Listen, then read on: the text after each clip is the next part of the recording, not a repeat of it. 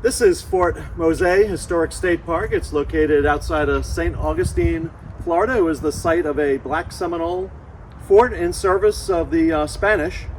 A famous battle took place here, the Battle of Fort Mose in 1740 during the War of Jenkins' Ear.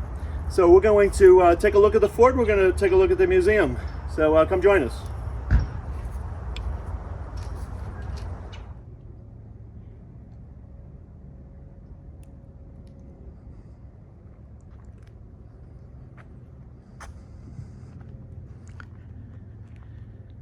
Takes a village.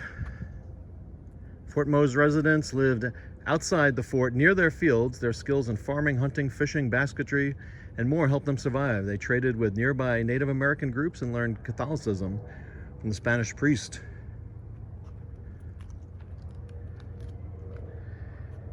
In its heyday, the structure you see today represents what the first Fort Mose may have looked like. As you explore the fort, picture what those stationed here were fighting for. Defeat at the hands of the British would mean enslavement or death.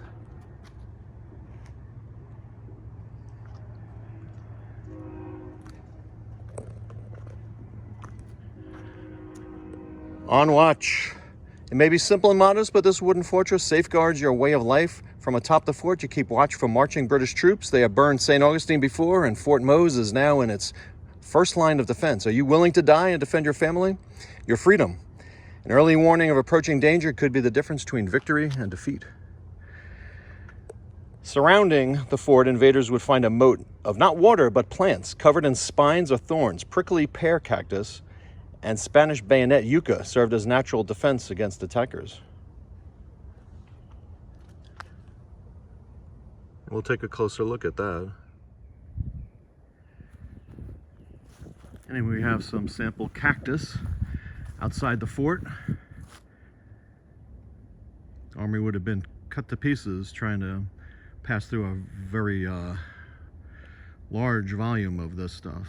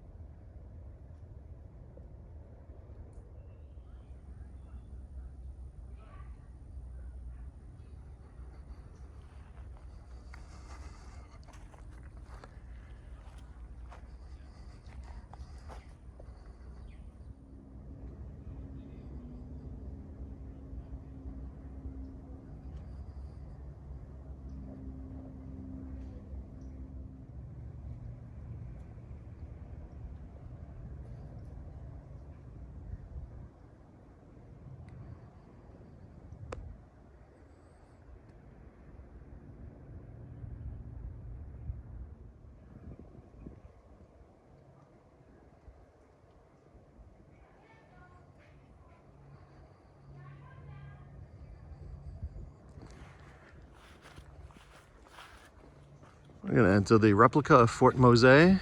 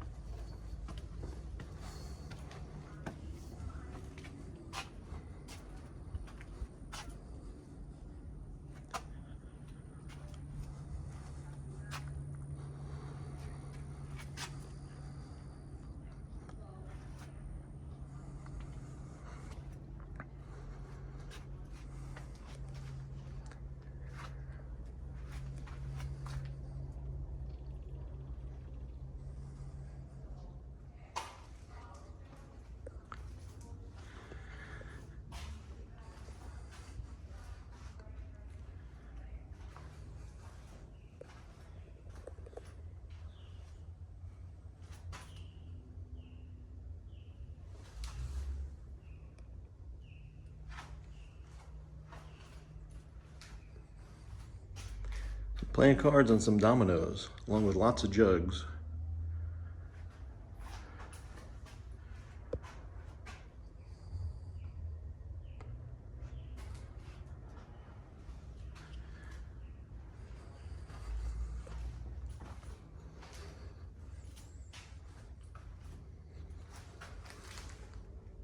Sorted corns, some heavy rope, some fish nets.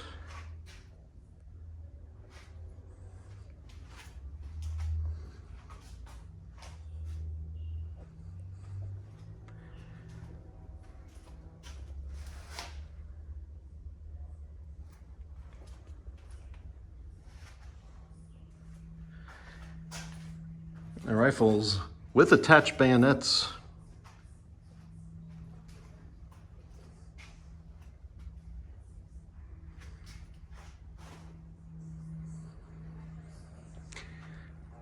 Water well.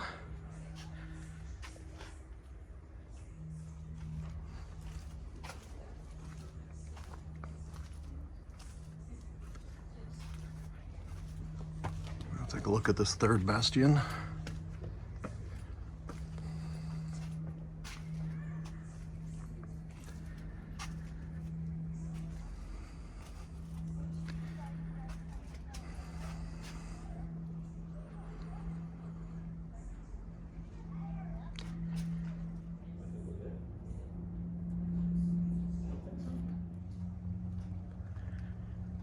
Here we see the moat that surrounds the fort.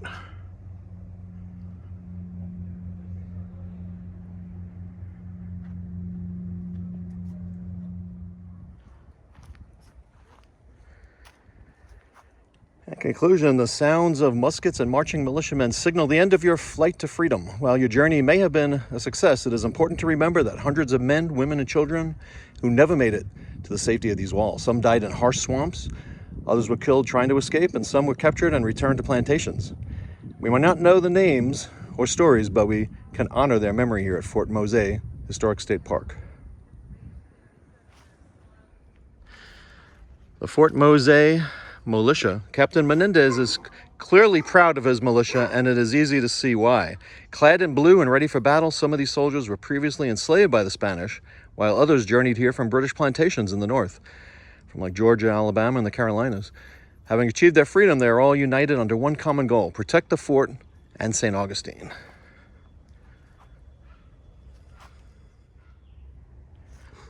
The trail behind the fort. We'll learn a little bit more about Captain Francisco Menendez. Stepping off the boat, you have finally made it to the bustling community of Fort Mose. Black men and women tend to their homes, prepare for battle, and worship in their church. One figure stands out, your leader, Captain Francisco Menendez. He wears the uniform of the Spanish militia and carries a musket, worn from years of battle. He is the embodiment of the freedom you have achieved at Fort Mose and the struggle you face to keep it. Perhaps the greatest test of Captain Menendez's military leadership came in 1740 when the British troops from Georgia captured Fort Mose. Supporting the Spanish troops from St. Augustine, Menendez's black militia helped drive the English soldiers from the fort. The captain and his soldiers were praised by the Spanish governor for their role in the conflict, called Bloody Fort Mose by the British.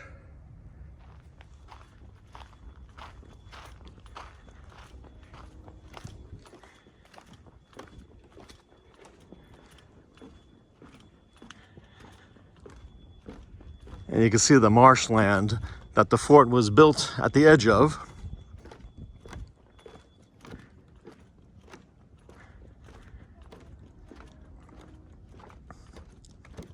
It's a good defense. It would only be encroached upon by small vessels.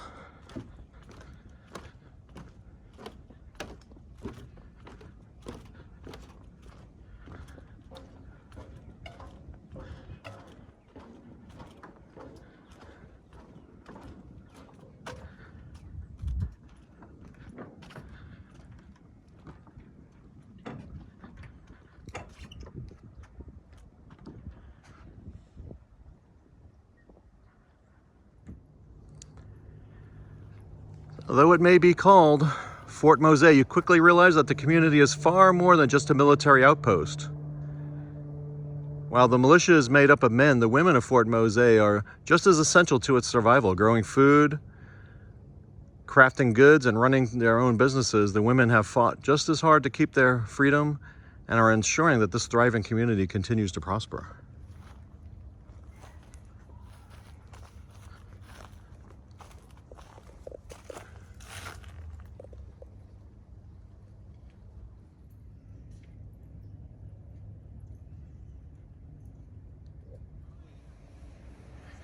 I'm going to go on inside and take a look at the Fort Mose Historic State Park Visitor Center.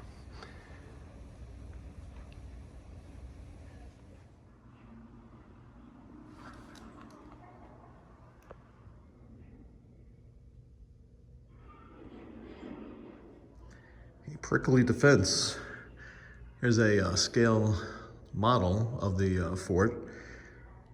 Fort Mose was rebuilt in 1752, 12 years after it was destroyed in the battle the English referred to as the Bloody Mose. It was built again to maintain the first line of defense against the English, and the surrounding the second fort was a moat filled with prickly pear cactus.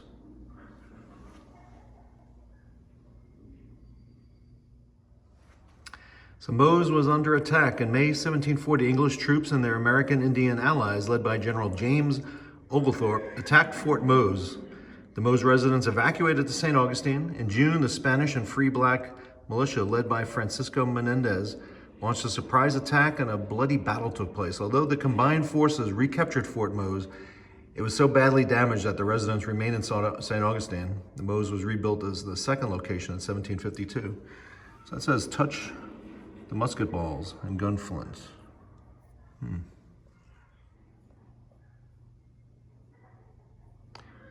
So Fort Mose was a Catholic community. The escaped black slaves who came to St. Augustine were under the protection of the Spanish and the Catholic religion. I sell freshly baked biscuits for spiral rolls and sugar syrup from my home in St. Augustine. Living in Spanish Florida, I encounter many different types of people. I sell my rascadas to the Spaniards, American Indians, enslaved peoples, and free blacks.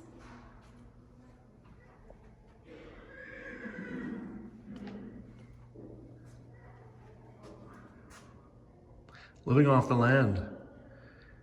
Each of us worked hard to make sure our community survived. Mose houses. Most of the Mose residents lived in small, palm-thatched huts. The huts might have been oval-shaped and as large as 12 feet in diameter. In 1759, there were 22 houses at Mose for 67 people, 37 men, 15 women, 7 boys, and 8 girls. Most households consisted of families and extended families. A few households were made up of men who had wives enslaved in St. Augustine. Catholic Fort Mose residents left religious artifacts behind like this, the St. Christopher medallion.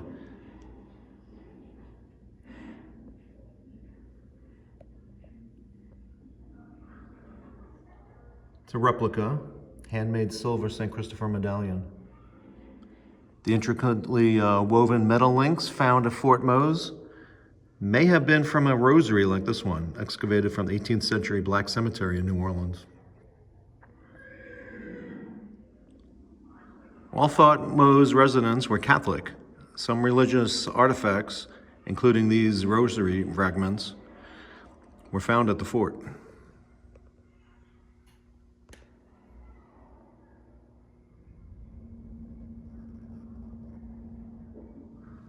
A series of cannonballs. The one on top of the log is a 9-pound round from a naval cannon. To the left is a 3-pound round from regimental field artillery. The one on the bottom is a 6-pound round, which is Spanish.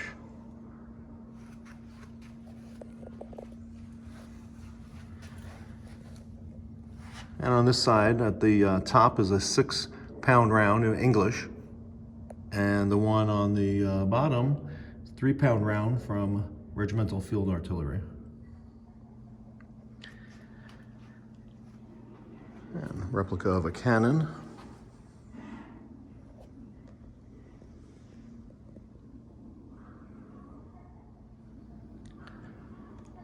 All about the food.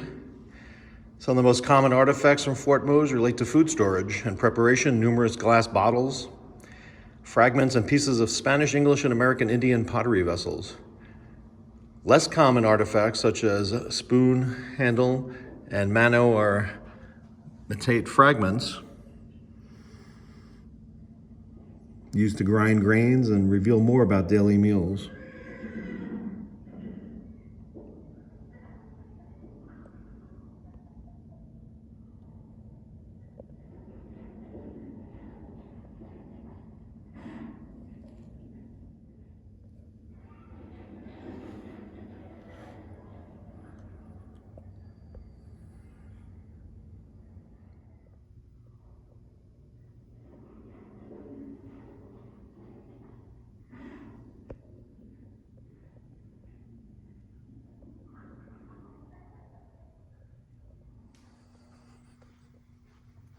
My name is Anna, and I'm an American Indian. I escaped from Carolina with my husband, Francisco Garcia. We became slaves in St. Augustine for a prominent Spanish family. The Spanish system of slavery is different from the English system. In St. Augustine, we were paid for our labor and allowed to live together. We were baptized and married in the Catholic Church. When our daughter Francisca Javiera was born, she was baptized too. After becoming free, we came here to Fort Mose.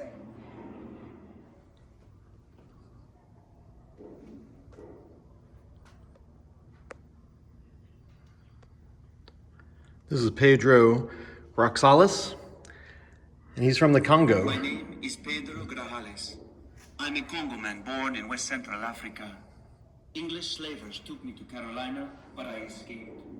I'm a sergeant in the Spanish militia and live at Fort Mose.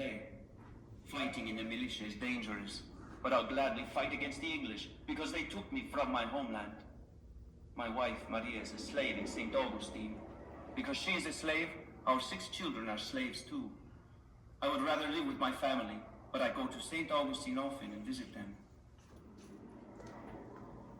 My name is Juan Antonio, and I was born at Fort Mose shortly after it was reoccupied in 1752. I am 7 years old now. Every day I have chores to do. Sometimes I help my uncle patrol the area around the fort. I also farm the land and gather food from the forest, but fishing is my favorite thing to do. Last week, I caught enough fish to feed my mother, uncle, grandparents, younger brother, and sister for an entire week. I go to Father Andres Abil's school, where I learn about the Catholic faith. Shackles, typical form of slave bondage. Spanish established missions to convert American Indians to Catholicism. A timeline of the St. Augustine area.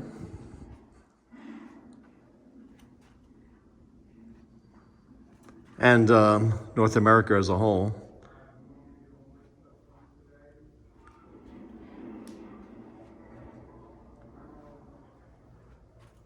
Including Georgia. And here's where they get into Fort Mose. English accounts refer to the battle as Bloody Mose because of the intensity of the Spanish attack.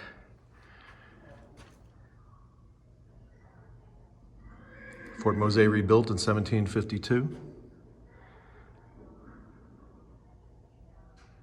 1759, Mose residents returned to St. Augustine after they became unable to defend the fort from English and American Indian attacks.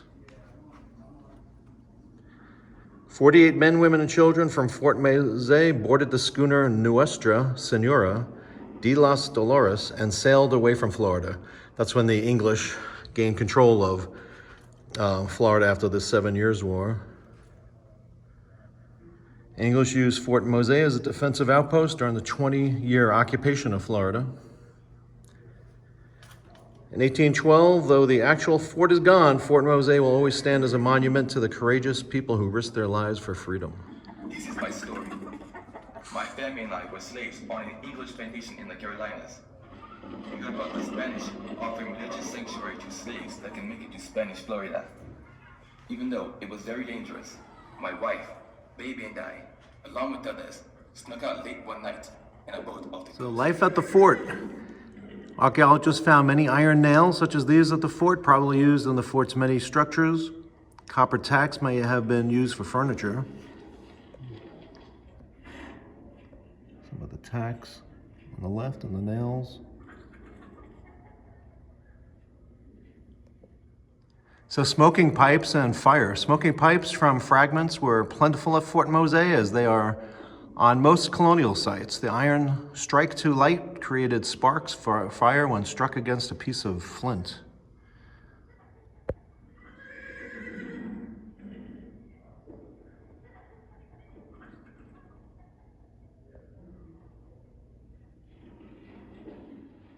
Clothing. These small items from Fort Mose reveal the presence of women in the food fort community and some details, sewing and decoration.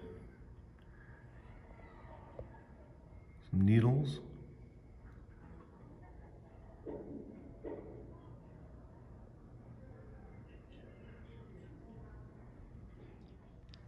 And buckles. Handful of clothing buckles were recovered at Fort Mose. Some buckles may have been used on horse tack, such as saddles and stirrups.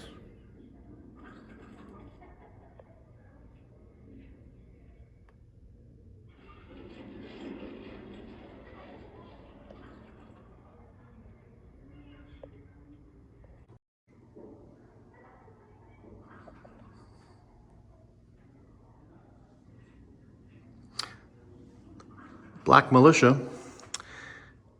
Fort Mose served as a defensive outpost for St. Augustine. The Mose militia fought alongside the Spanish in several battles. They also performed critical functions such as scouting, interpreting, and information gathering. The constant threat of attack from the English and their American Indian allies made the black militia extremely important. Mose under attack. In May 1740, English troops and their American Indian allies, led by Brigadier General James Oglethorpe from Georgia, attacked Fort Mose. The Mose residents evacuated to St. Augustine in June. The Spanish and Free Black militia, led by Francisco Menendez, launched a surprise attack and a bloody battle took place. Although the combined forces recaptured Fort Mose, it was so badly damaged that the residents remained in St. Augustine. Mose was rebuilt at its second location in 1752. Mose leader, Francisco Menendez. He was the leader of the Fort Mose militia and community.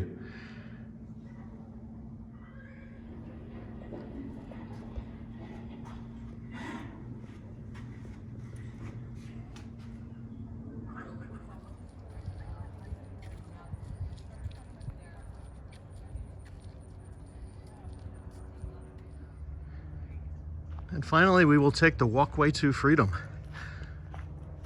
This boardwalk takes us out to a site of one of the Fort Mose's locations. You can see it's located in a very marshy area.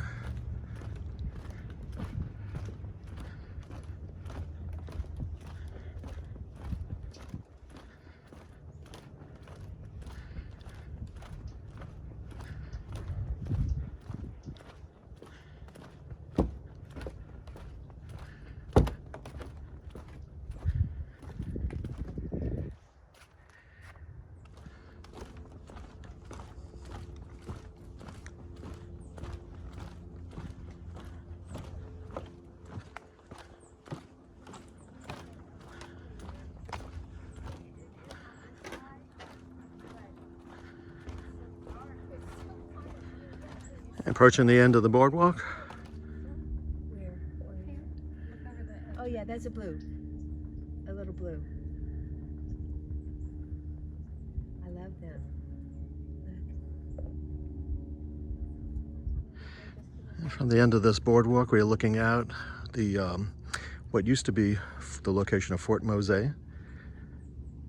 Straight out in front of us. Not accessible to the public. It's an archaeological site.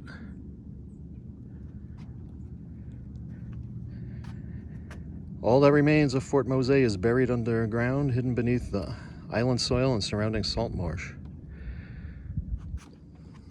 Working collaboratively, archaeologists and historians have pieced together the story of Fort Mose using historic documents, maps, aerial photos, and excavation. They identified the site of the second fort, 1752 to 1763, and believe the remains of the first fort are currently underwater.